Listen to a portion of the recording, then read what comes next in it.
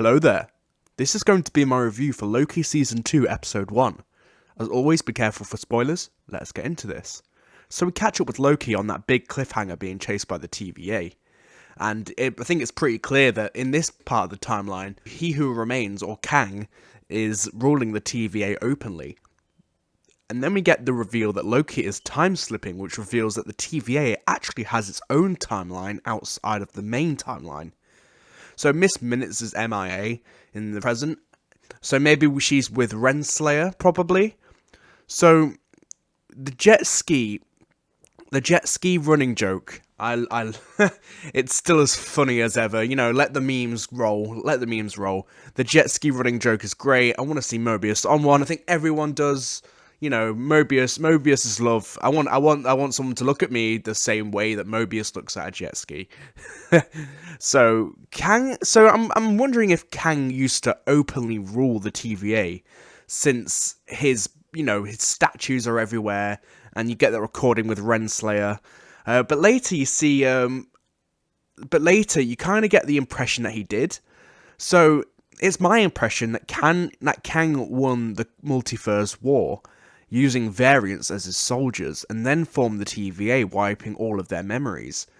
Because, you know, he in the statues has his full-on Conqueror gear on, and he says in the recordings that he won the war with Renslayer. I'm guessing his army is made out of variants. So Loki drops the bombshell about He Who Remains, and he is absolutely panicked.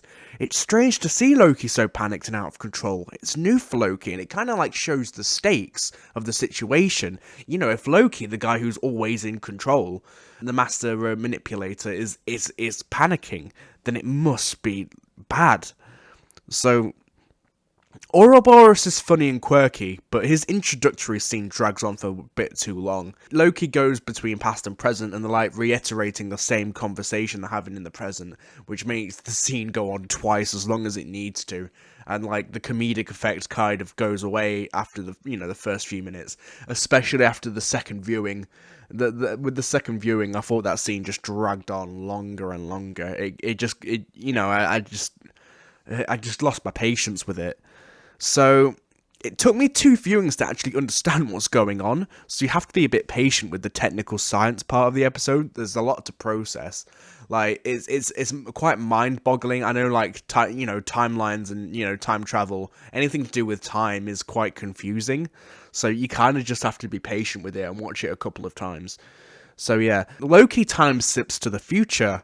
So yeah, we'll see what happens. I'll discuss that in a minute.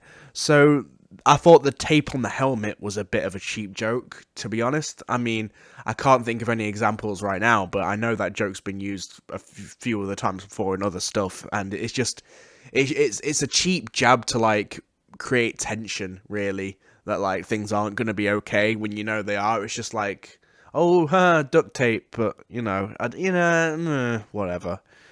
whatever. So Loki in the future confirms that at some point the TVA will be destroyed. So it's unclear how far into the future this is. Maybe it's by the end of the next episode, maybe it's the season finale, maybe it's a few hundred years down the line. We never know, we'll have to just wait and see. So next we see Sylvie bust out the elevator, and Loki is then pruned by someone behind him. After my second viewing, my theory is that himself from the future pruned him, and the Sylvie we see is perhaps from the season finale, and she was expecting to see her future Loki, but she saw episode 1 Loki, and then finale Loki came up behind him and pruned episode 1 Loki, if that makes any kind of sense. Basically, Loki time slipped to the season finale, I think. So the TVA sent everyone to find Sylvie, and like Hunter B15 says, it's a bit suspicious. Like, why? It's a bit overkill for one variant, but I guess that kind of shows that everyone's panicking, or maybe there's something else going on. Maybe they're looking for someone else as well. So the post-credit scene sees Sylvie try and live out her life in the 80s at McDonald's.